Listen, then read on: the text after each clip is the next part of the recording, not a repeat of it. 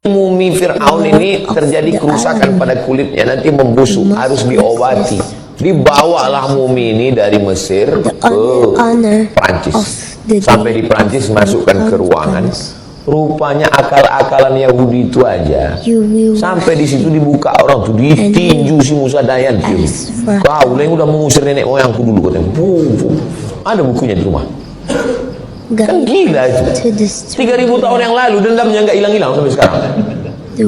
Kalau kita orang di Nusantara ini dendam paling 7 turunan. Aku dendam kali 7 turunan. 7 turunan nggak sampai 3000 tahun. 50, 50, 50, 50, 50, 50, 50, 350 ya. Yahudi sampai 3000 tahun.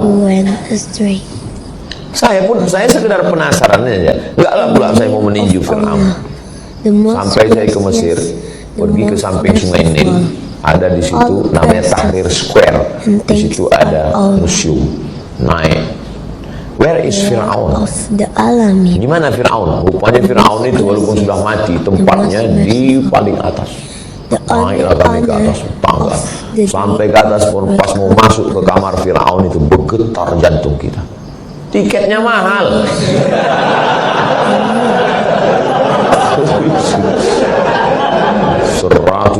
Dulu 100 pon. Beasiswa kita 162. Lebih dari 50% beasiswa. Setengah bulan awak puasa sunat. Masuk ke dalam menengok. Dia di dalam kotak kaca. Dalam kotak kaca tak berbaju, pakai anduk aja. Mungkin siapa yang suka pakai anduk keluar. Saya tengok dekat-dekat gini. Ini kaca saya tengok. Saya perhatikan itu. In the name of Allah, rambutnya macam rambut jagung merah, hidungnya mancung begini. Saya tengok matanya takut pula saya dikedipnya gitu. Kaulah rupanya Fir'aun diabadikan Allah. Apa kata Allah? Al-yawma nunajjika bibadanika. Hari ini kami selamatkan jasadmu tak hancur. Untuk apa? Litakuna liman khalfaka ayah, supaya menjadi tanda-tanda bagi orang setelahmu bahwa pejabat penguasa akan mati.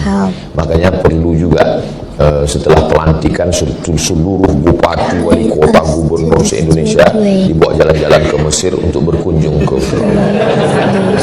Itulah akhir. Saya kalau ada yang membuat nanti mau saya jadi gaya. Saya pas di depan Fir'aun itu ceramah, wahai bupati, gubernur, wali kota, inilah akhir kalian nanti. Bagus kalau ada yang membuat program. Saudara yang dimuliakan Allah Subhanahu wa taala, berakhir bukan main gagahnya dia mengejar Nabi Musa, dikejarnya Nabi Musa lalu sampai ke Laut Merah itu dipukulkan Nabi Musa, tongkat itu terbelah Laut Merah, Nabi Musa pun lewat. Begitu sampai ke ujung datang Fir'aun mengejar di tengah, berbalik laut. of the day of recompense. Matinya sangat menyakitkan Fir'aun itu. Matinya macam mana? Tersedak air garam tengah laut. Kalau mau tahu rasanya mati Fir'aun, nanti balik dari sini ambil garam, masuk habis itu sedap. Begitulah sakitnya Fir'aun. Kan mumi itu banyak. Mumi. Kenapa pakar ahli yakin bahwa mumi itulah yang Ramses II yang mengejar Fir'aun itu? Kenapa?